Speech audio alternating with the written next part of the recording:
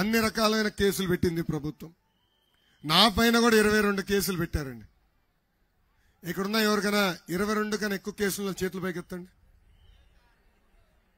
ఏమే మీరు పోరాడట్లేదు?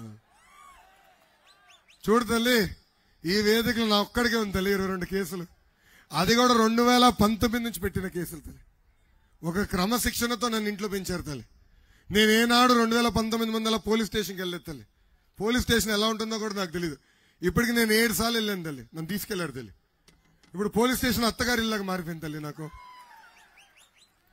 నా పైన అటెంప్ట్ మర్డర్ కేసు పెట్టారు. అటెంప్ట్ మర్డర్ కేసు 307 ఉంది.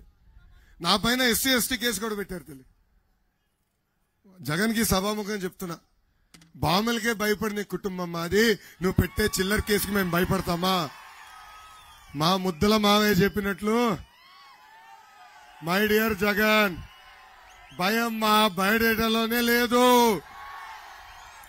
కార్యకర్తలందరికీ నేను హామీ ఇస్తున్నా, ఏ అధికారులైతే చట్టాన్ని ఉల్లంఘించమని ఇబ్బంది పెట్టారో, ఏ వైకాపా నాయకులైతే చట్టాన్ని చుట్టాలుగా మార్చుకుని మన ఇబ్బంది పెట్టారో, వాళ్ళందరి పేర్లు ఎర్ర బుక్ లో ఉంది.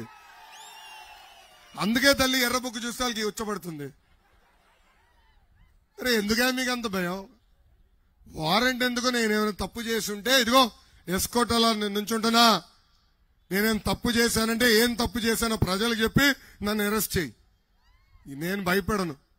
నిప్పులాగా బతికిన వ్యక్తి, ఏనాడు తప్పు చేయని వ్యక్తి, 6 నెలలు ఎమ్మెల్సీగా ఒక మంత్రిగా ప్రజల గురించి ఆలోచించే తప్ప వ్యక్తిగతంగా నేను ఎప్పుడూ ఆలోచించలేదు. ఇక్కడున్న ప్రజలందరూ కూడా ఒకటి ఆలోచించాల. 15 సంవత్సరాలు